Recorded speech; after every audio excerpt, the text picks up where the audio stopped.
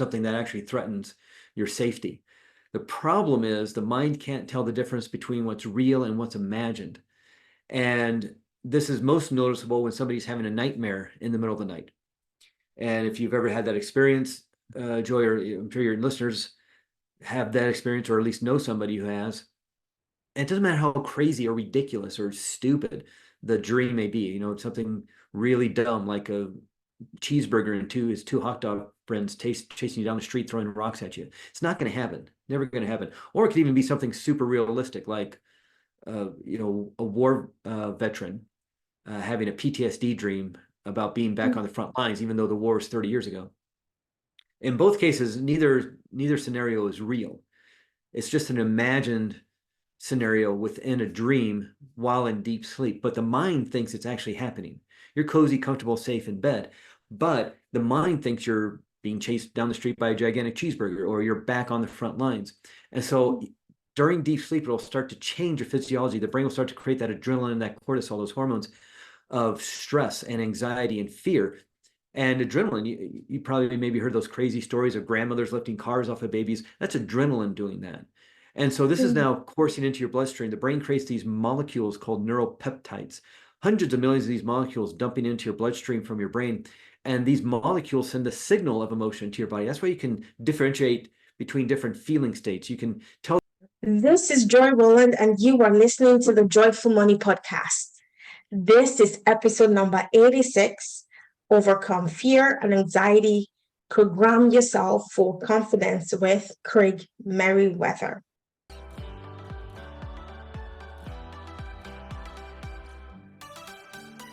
Welcome to Joyful Money, the podcast where we focus on making money the joyful way. We are done with the stress and anxiety that typically come with making money. We'll feature extraordinary and inspiring business owners who are making a huge impact by sharing their gifts and talents with the world. Pour yourself a cup of coffee or tea and let's go. Hello everybody and welcome to episode 86. I'm so excited for this episode. I have a very special guest. His name is Craig Meriwether. He is a hypnotherapist. I'm so excited for our conversation today. Welcome to the show, Craig. Hi, Joy. It's wonderful to be here. I'm really been looking forward to talking with you. Awesome. So, Craig, why don't you start by introducing yourself and telling us what you do? Yeah, well, I was excited to talk with you because you talk so much about mindset, and hypnotherapy is a great asset in working with mind, because therapeutic hypnosis works basically with the subconscious mind. A lot of those automatic responses and reactions that we have to triggers, negative triggers out in our world. And what's fascinating about it, it's not this magical, mystical thing that you've maybe seen on TV or even those shows you may see in the comedy clubs or Las Vegas.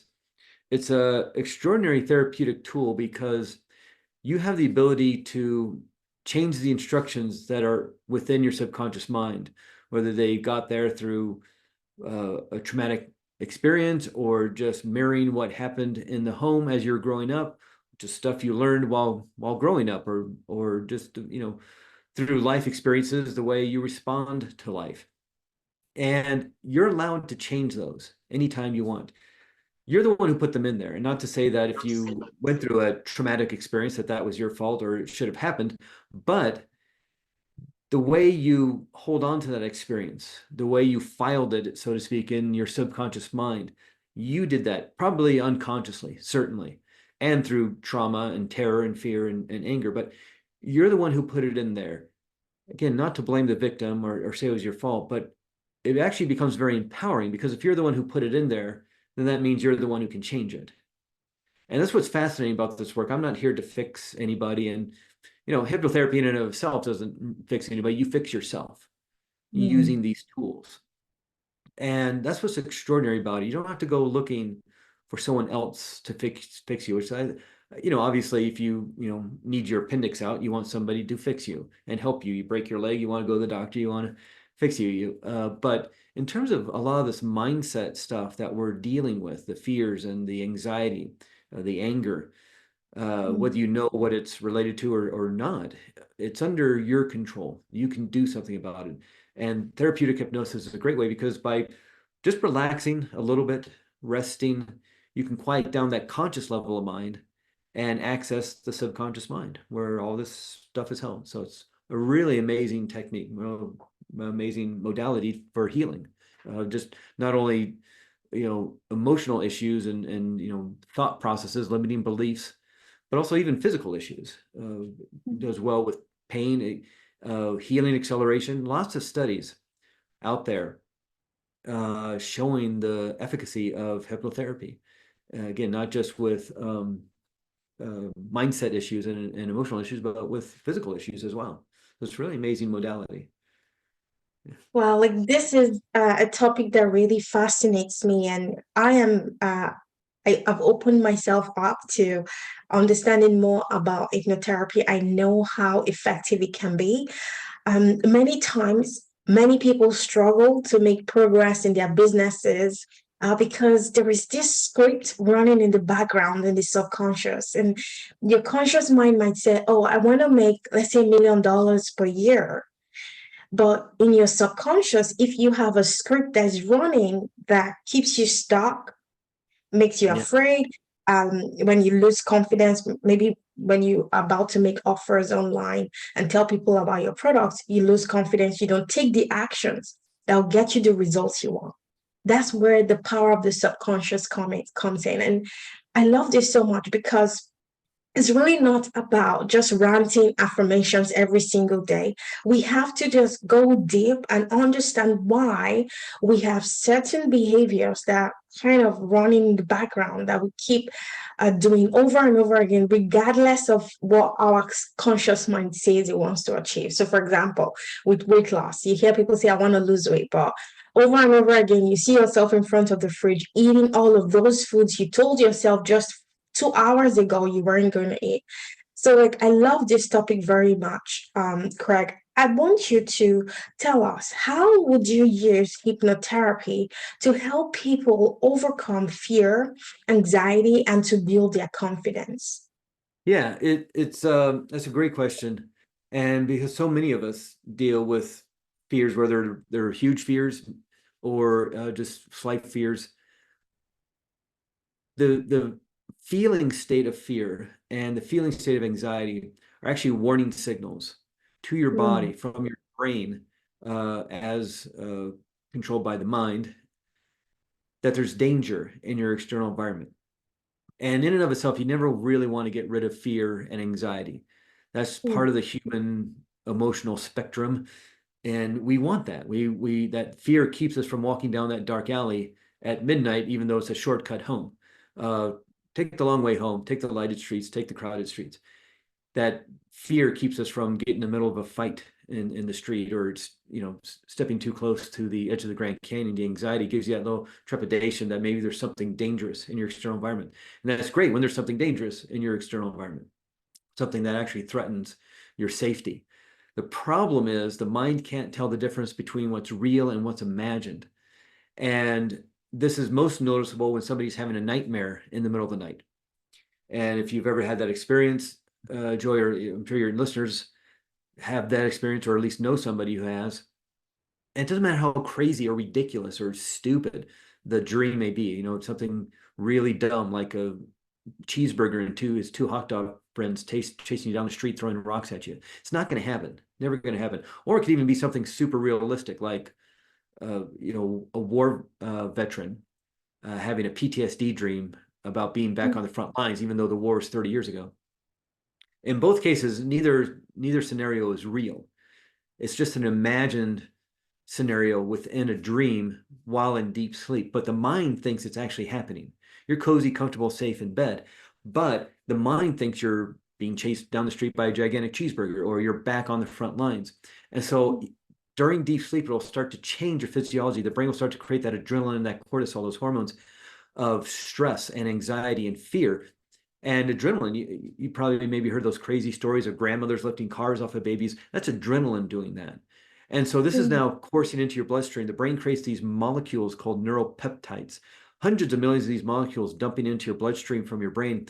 And these molecules send the signal of emotion to your body. That's why you can differentiate between different feeling states. You can tell the difference between fear and anger and overwhelm and depression, sadness and joy and happiness and love because of these molecules. These are literal molecules of fear, molecules of anxiety now coursing through your bloodstream, looking for the right cells to connect to. 300% more blood is moving to the big muscles of your arms to fight, 300% more blood moving to the big muscles of your legs to escape, all while you're cozy and comfortable in bed. You're literally changing your physiology through thought alone because your mind thinks you're in danger, and that feeling state of anxiety and fear and anger are warning signals.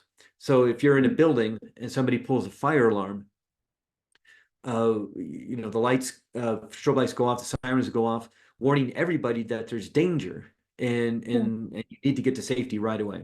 That's what your body's trying to signal you through the sirens and lights of feeling states instead.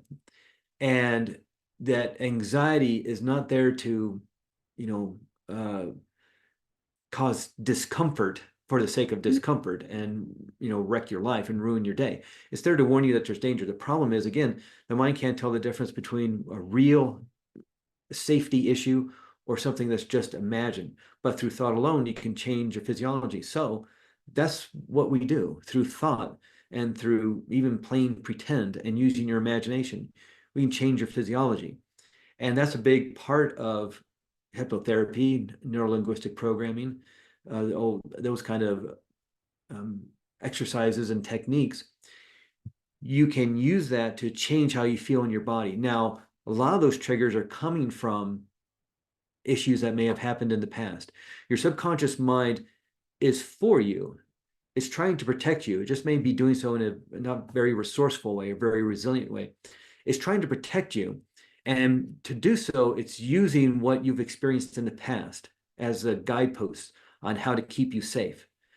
Even if that thing happened 40 years ago, 50 years ago, it's trying to protect you from ever experiencing it again. So there's a file of that traumatic event in your subconscious mind. There's this huge filing cabinet of all the different experiences, situations, and circumstances that have caused fear and anxiety and stress and trauma and terror and anger and humiliation and embarrassment. And it doesn't want you to experience that again. And so if anything in your external environment looks like one of those files, it'll set off the warning signals. The thing is, you're in control of that filing cabinet. And so you are allowed to do with the file, but until you do, you're just going to grip onto those files. And the subconscious mind, yes, it's running your immune system and running your digestive system and growing our hair and splitting our cells and running our respiratory system and beating our heart all automatically. We don't have to think about, which is great. It's holding on to those habits we have of like tying our shoes and riding a bicycle and walking down the street and buttoning our shirt. We don't have to think about those things. Those are all automatic within the subconscious mind. But again, its main task, its main job is to keep you safe, keep you protected, and it will emotionalize your body with feeling states of fear or anxiety to try to warn you that there's danger. So it's a very highly emotionalized mind. Now, the conscious mind, that's the logical mind, the analytical mind, the mind that creates your goals, sets up the plans to create those goals, the plan for your day, your plan for your week, your 5-year plan, and the willpower to take the action steps to achieve those goals. That's the conscious mind. But what neuroscience says is that conscious mind only makes up 5% of mind. Subconscious mind is at least 95% of mind, maybe even more, according to some studies. So whenever there's conflict between the conscious mind and the subconscious mind, the logical mind and the emotional mind wins every time. And that's why it can be very frustrating when you have to make those calls, or you have to get up in front of a bunch of people and do that presentation, or go to the bank and ask for the money, or whatever it is you're fearing or having anxiety around, because maybe something happened way long ago that makes it unsafe to be in front of people. Yeah. You gave that book report in the 6th grade and it didn't go very well, and everybody, the kids laughed, and now you have this file that it's embarrassing and humiliating and not safe to be in front of people. Well, and maybe that kept you safe when you're in the 6th grade and 7th grade. But that doesn't help you when you're in your 30s or your 40s and you're needing to do the presentation to get the word out about your business or the service that you have. And so when there's conflict between the logical mind, yeah, I can get up there. I need to do this. I need to go to the networking event. I need to give the presentation at the conference. I need to get in front of the board of directors and give the big plan I have for the year. That's logical. That and you can analyze it and say, yes, I absolutely have to do this because I can get the promotion, I can get the business, I can make the sale. But emotionally, if you're like, yeah, but last time I was in front of people back when I was 10 years old, it didn't go Mm, really well. And I was humiliated and I was scared and I was afraid. And this looks like that because now we have to get up in front of a bunch of people.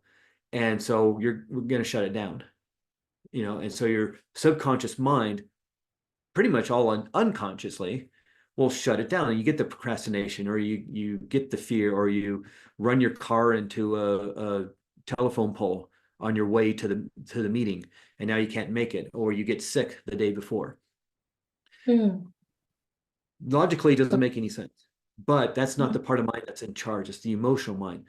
By quieting down that conscious mind, you have access to the subconscious.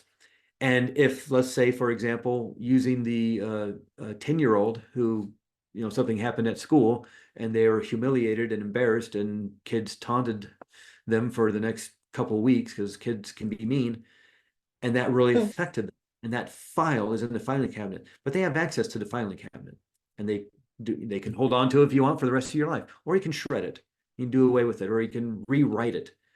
But maybe that child needs help. Maybe that child needs compassion. Maybe that child mm, needs kindness. Maybe a child needs to be say, it wasn't your fault. And you can mm, tell that child that. Remember, the mind can't tell the difference between what's real and what's imagined. And it'll change your physiology to match what you're thinking and feeling. And so, even though it may seem a little ridiculous to imagine going to the 10-year-old you and saying, that wasn't fair, that wasn't right, and that shouldn't have happened, but you're a good kid and I love you, and create that healing with that child, even though that may seem a little ridiculous because you're 40 years old now, or 35 years old, or 50 years old, it may seem a little ridiculous. The mind can't tell the difference between what's real and what's imagined. And just as having a nightmare about a cheeseburger chasing you down the street can change your physiology to the point of armoring yourself to protect you with that adrenaline, that cortisol, and moving the blood into the big muscles of your body. What if you use the same kind of techniques to heal? And mm, that's what's extraordinary about this work and why it doesn't take a long time. This isn't talk therapy. We don't talk about the issue over and over and over again. And there can be a lot of healing there, and there can be a lot of therapeutic value in doing that kind of work. But that's not what this is. This is finding those files, those instructions that have been put in, whether to keep you safe or just how you think that's how life works because we are mirroring something in the home.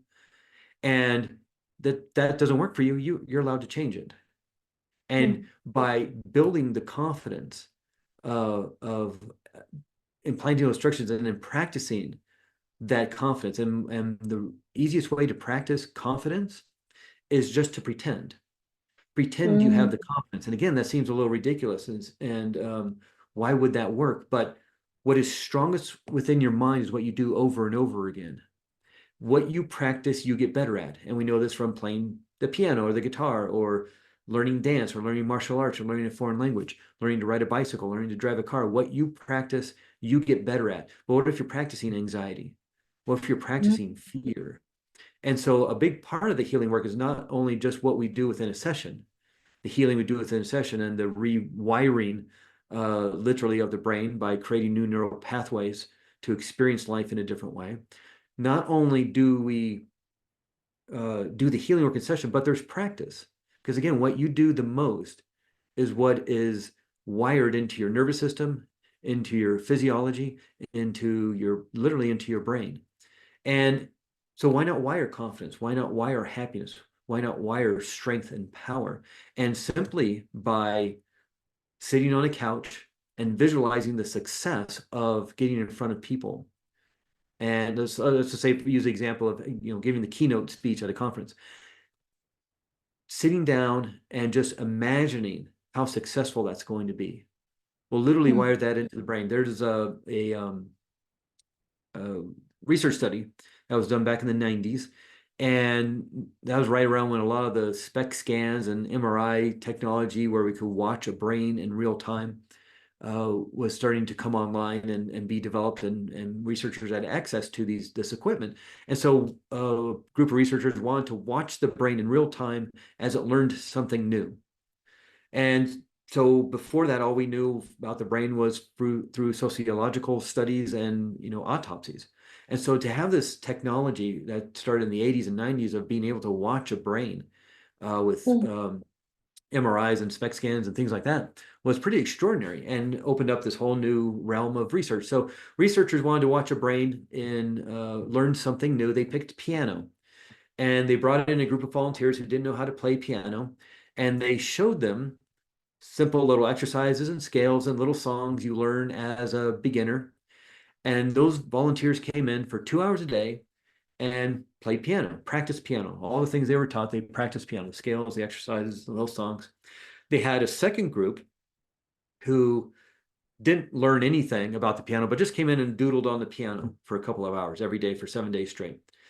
Weren't learning anything, we're just moving around the keyboard and just randomly playing notes.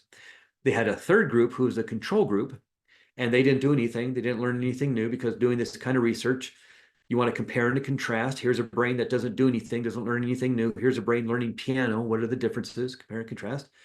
But what's interesting is they had a fourth group, and the fourth group only pretended to play piano. And so they brought them in, they showed them the simple little scales and exercises, little songs. But instead of sitting at the piano, they sat in a recliner on the couch, and they only pretended in their imagination to play piano.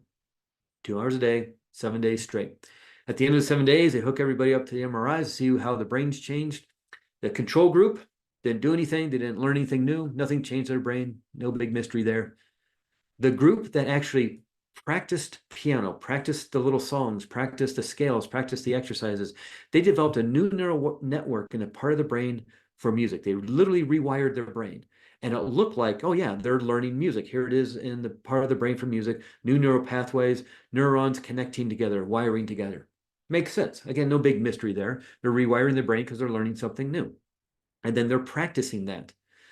The group who only just randomly played stuff on the piano didn't develop any new neural pathways because they weren't learning anything. They weren't doing Mm. anything new. They were just plunking around on the piano. But what's extraordinary is that the group who only pretended to practice the piano developed the same neural network in the same part of their brain.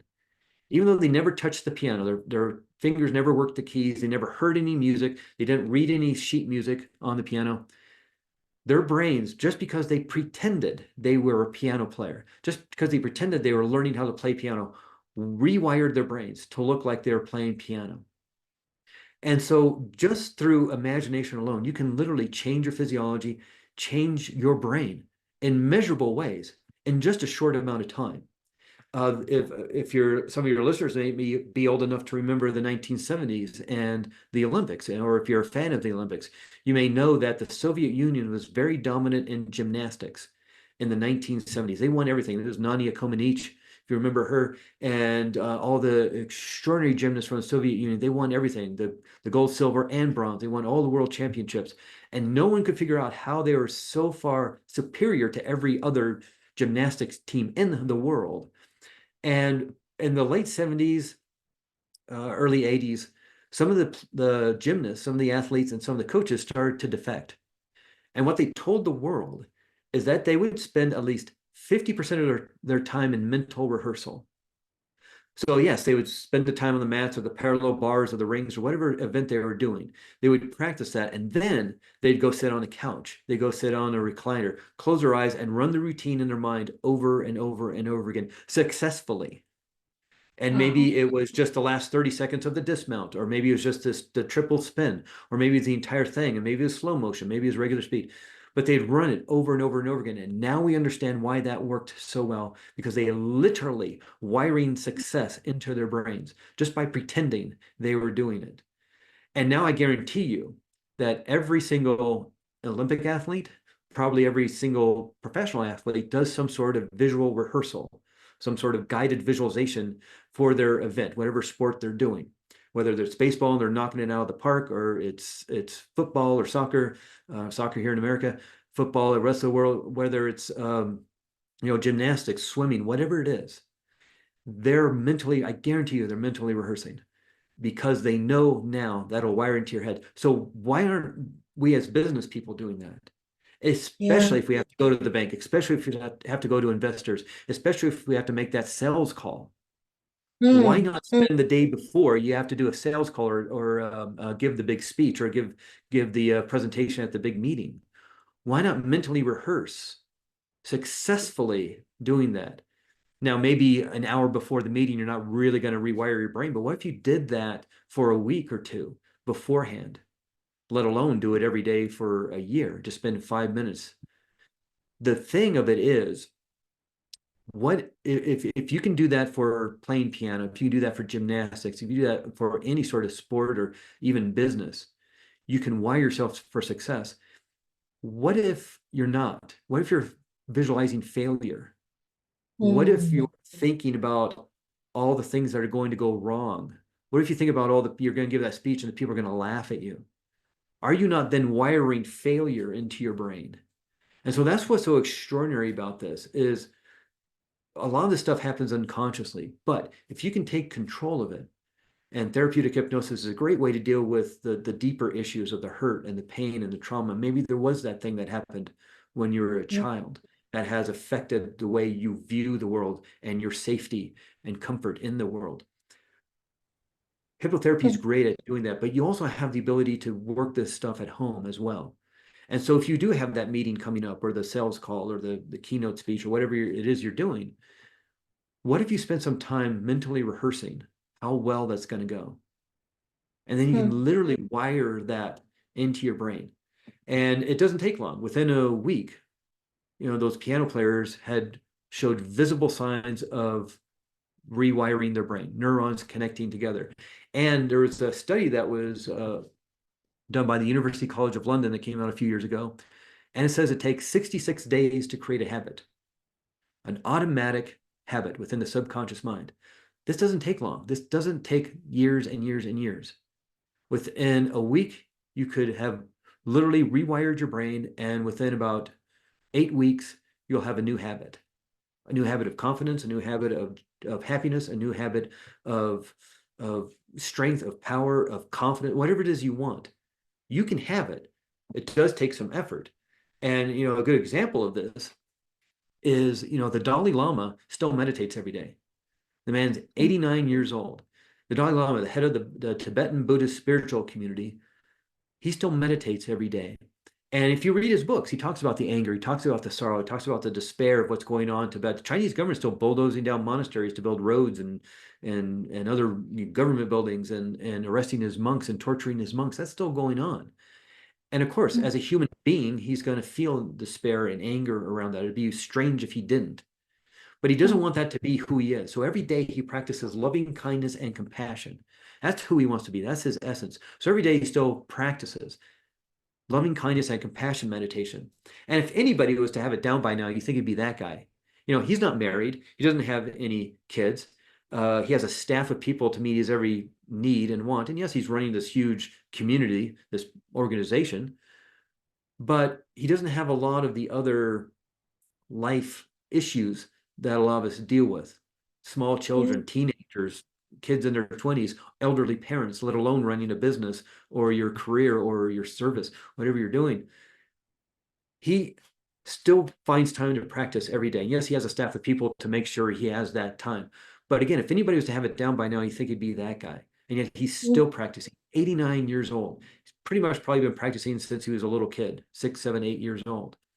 And so that's a great um, lesson to learn, that there's a certain relentlessness to this mm, work. Just like working out, getting your body in shape. You just don't go to a personal trainer once at the gym, work out again a second time that week, and then you're done and you look like a Marvel superhero for the rest of your life. A lot of your listeners may know the fitness guru back in the 1960s and 70s, Jack LaLanne. He had his own line of gyms. He was on all the talk shows, Merv Griffin and Mike Douglas, and and Johnny Carson, and you do feats of strength, and you talk about health and juicing, and he's a vegetarian. This is back in the 1970s, and you talk about health, and he's the first big health guru that everybody knew about, Jack LaLanne. And his big feat every year was to swim across a lake on his birthday, pulling rowboats filled with people. And he was doing that into his 80s. Mm. He was working out the day before he died at the age of 96. There's a Wow. relentlessness to this. He just didn't stop at the age of 40 and just looked like that the rest of his life. The Dalai Lama just didn't stop at the age of, 35. It's like, well, I've done enough meditation for the rest of my life. He continues to do the work. A lot of your listeners, I'm guessing, probably are into personal growth and self-help kind of stuff and personal development, probably know Tony Robbins. Yes. And there's that movie, that documentary about him that came out a few years ago, I think 2018, something like that. I believe it's on Netflix, called I Am Not Your Guru. And it's a documentary about one of those week-long events he does in the arenas, 10,000 people, week-long event. Everybody's paying $2, $3, $4,000 to be there.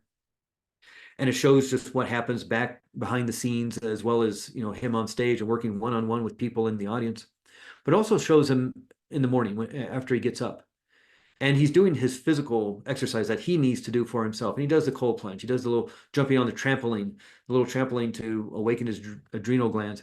He does his meditation work that he feels is right for him, and you see him doing the work. This guy started in 1980.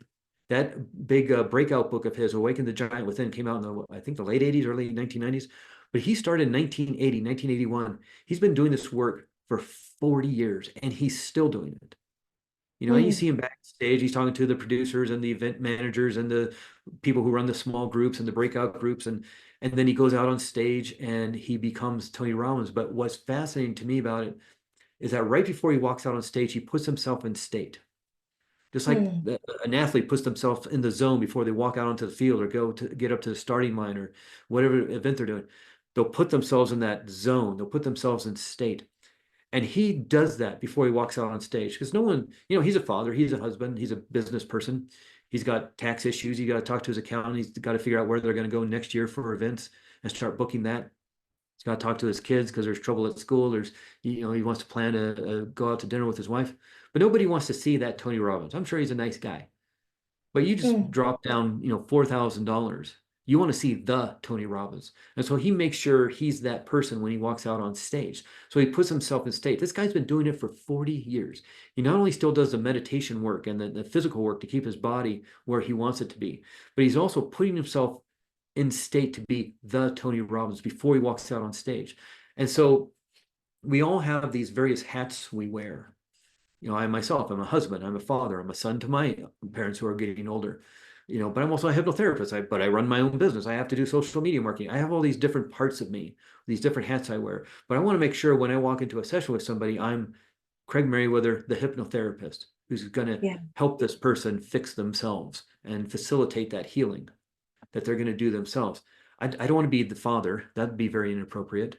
Or if I do hypnotherapy all day, and I go out on a date with my wife and we go out to dinner, I better switch over into my husband role, because it'd be a Mm. drag for her if all of a sudden I'm starting to do hypnotherapy all night long. And so same with all of us. If you have that meeting, if you have the speech you have to give, if you have to make those calls, if you have to talk with the investors, you have to talk with clients, if you're a service provider, put yourself in state, just like Tony Robbins does, or any athlete does before they walk out to perform at their best. Give yourself 5 minutes. Sit in your car for 5 minutes before you walk into work. Sit in your car for 5 minutes before you walk back home, and turn it off and leave it in the car, in your briefcase or in your backpack, and then walk into your home as the loving, kind person that is going to thrive at home. Be that person. But it may take a little bit Mm. to put yourself in state and put yourself in that role. And so just watching the masters and how they do it is a great way to figure out how to move through business, through service, through family, through just life, and say, well, how find somebody that's very successful at what they do. How do they do it? And Yeah. I'll bet you, guarantee you, they're spending a little bit of time every day, not only focusing on their future selves, but also putting themselves in state depending on what the next task is going to be. Whether it's a meeting with investors or a meeting with a client, that's two different aspects of you as a business person. And so which is more appropriate for you? Who's the person do you need to be walking into investors or the bank or the board meeting, as opposed to getting a new client? Those are two different aspects of you. And by putting yourself in state, just taking a few minutes, even if that's all you have, just to focus on who you need to be, and then putting yourself in that role and becoming that person. And even if you have to pretend, the mind can't tell the difference between what's real and what's imagined. So pretend you're that person. Pretend Yes. you have the confidence. Even if you don't have it yet, you can pretend you have the confidence. And what is strongest within your mind is what you do over and over again. So the more you practice this, the better you get at it.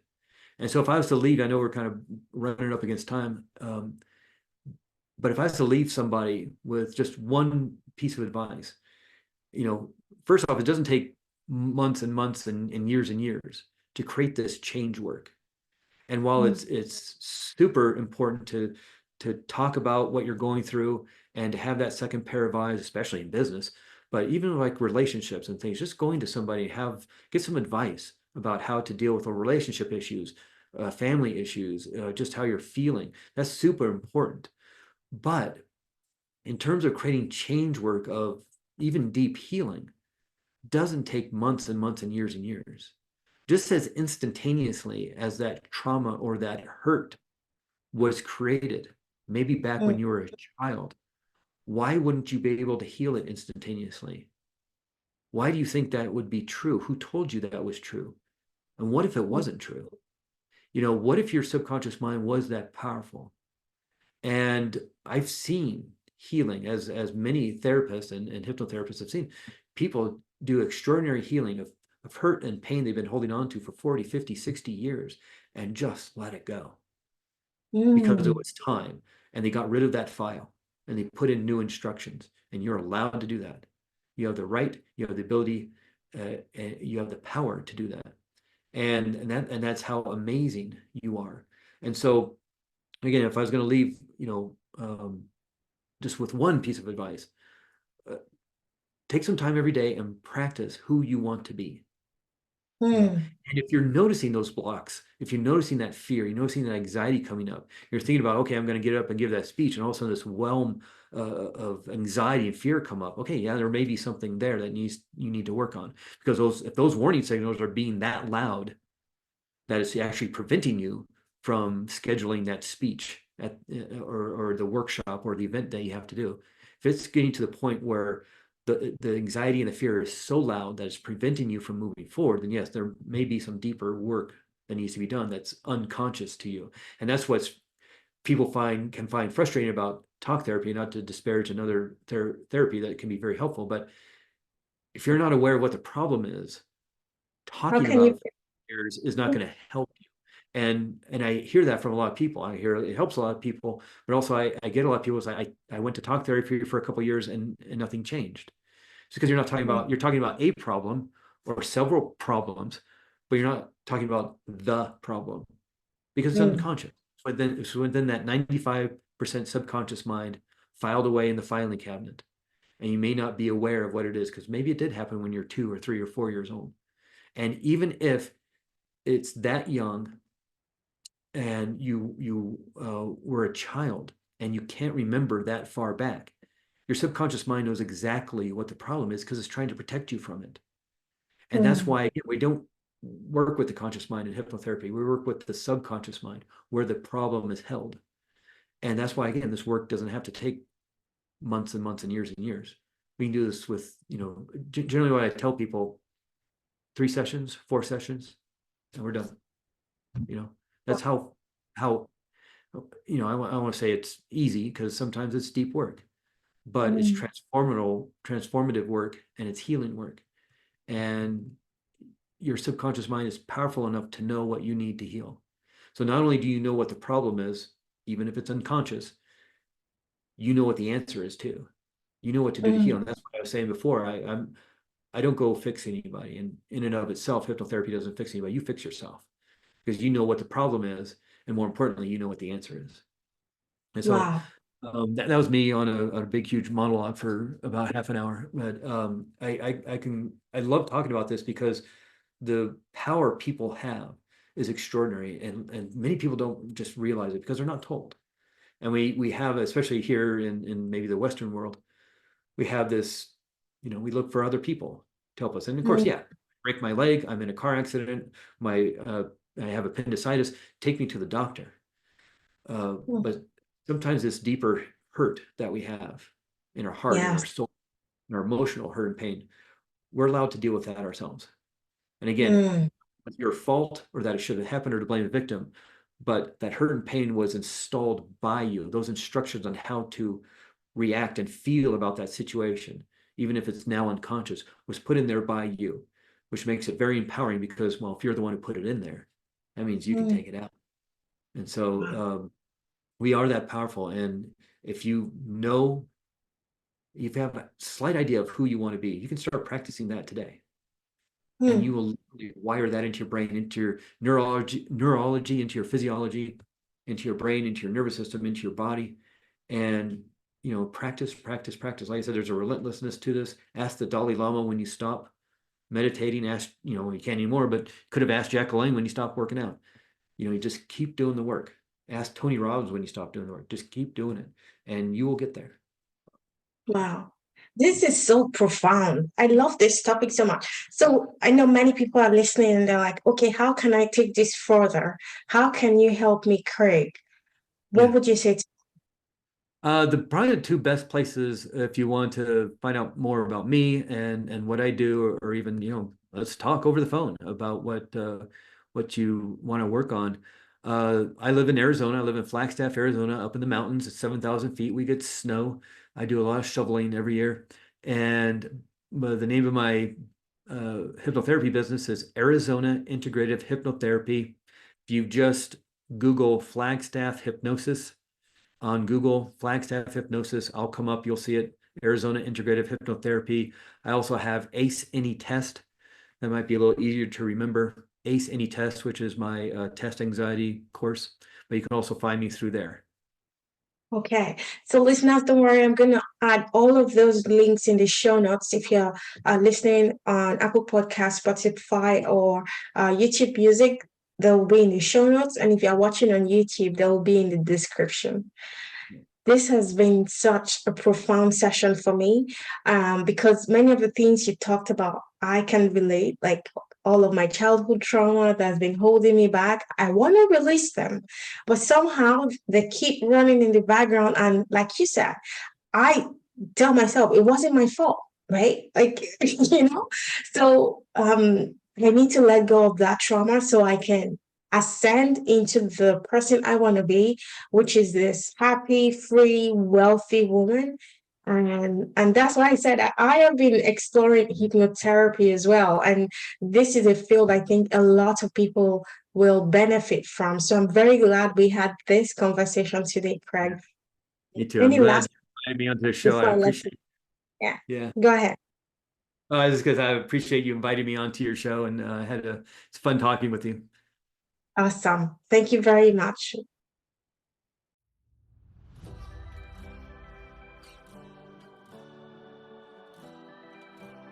Hey, very quickly before you go, if this podcast inspired or encouraged you in any way, please leave us a review on Apple Podcasts and share this with a friend.